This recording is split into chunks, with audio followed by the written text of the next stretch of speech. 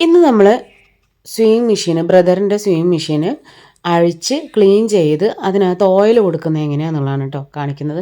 ഇത് സത്യം പറഞ്ഞു കഴിഞ്ഞാൽ വർഷങ്ങൾക്ക് മുമ്പ് എൻ്റെ അടുത്ത് ആവശ്യപ്പെട്ടിട്ടുണ്ടായിരുന്ന ഒരു വീഡിയോ ആണ്.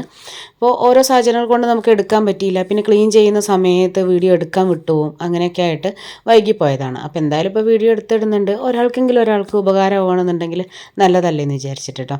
അപ്പോൾ ആദ്യം തന്നെ ഇതിൻ്റെ ആ ഫോട്ടും കാര്യങ്ങളൊക്കെ അഴിച്ചു വെച്ചു. എന്നിട്ട് ഇതിൻ്റെ സ്ക്രൂ എടുത്ത് അഴിച്ച് പിന്നെ ആ ഒരു മുകൾ ഭാഗം നമ്മൾ അഴിച്ചെടുക്കുമ്പോഴത്തേനും ഇതിനകത്ത് നല്ലതായിട്ട് ചപ്പ് പിടിച്ചിരിക്കുന്നുണ്ട്.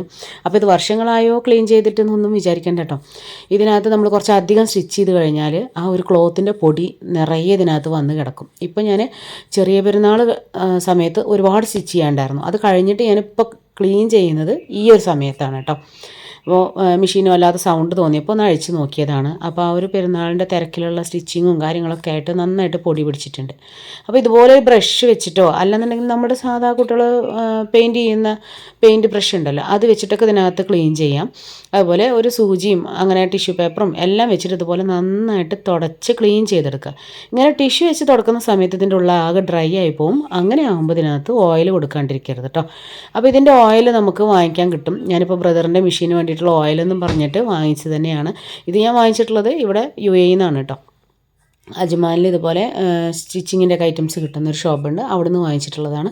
കാരണം ഞാനൊരു 4-5 വർഷമായിട്ടുണ്ടാകും ഈ ഓയിൽ വാങ്ങിച്ച് വെച്ചിട്ട്. കാരണം ഇതൊരു കൊല്ലത്തിൽ ഒരിക്കലൊക്കെ ഓയിൽ കൊടുത്താൽ മതി. സാധാ മെഷീൻ്റെ പോലെ ഓയിൽ കൊടുക്കേണ്ട ആവശ്യമില്ല. അപ്പോൾ നമ്മൾ അഴിച്ചെടുത്ത എല്ലാ സാധനം അതേപടി തന്നെ നമുക്ക് അതിനകത്തേക്ക് തിരിച്ച് ഫിറ്റ് ചെയ്യാം.